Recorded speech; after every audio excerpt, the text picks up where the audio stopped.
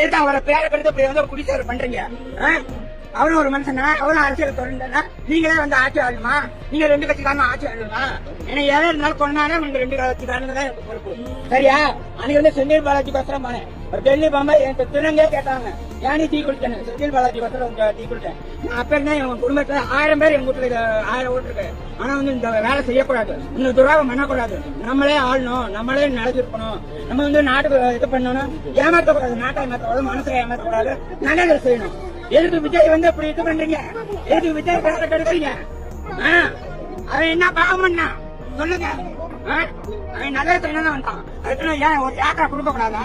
ஏன் இடம் நான் வாங்கி போட்டாருன்னு வந்து சந்தோஷமா கொண்டாந்தீங்கல்ல, கொட்டு மேல வச்சுக்கல. கொட்டு மேல வைக்க கூடாது, ஆறக்கூடாது, பாறக்கூடாது, அந்த ரவுண்டா அவரை குறி கட்டக்கூடாது, அந்த கட்டத்தை வைக்க. என்ன பாவம்? என்ன நீங்க ஆட்சி ஆளணும்? நீங்க என்ன அப்படி ஆட்சி நடத்துறீங்க? என்ன மக்களுக்கு நல்லது செஞ்சுட்டீங்க?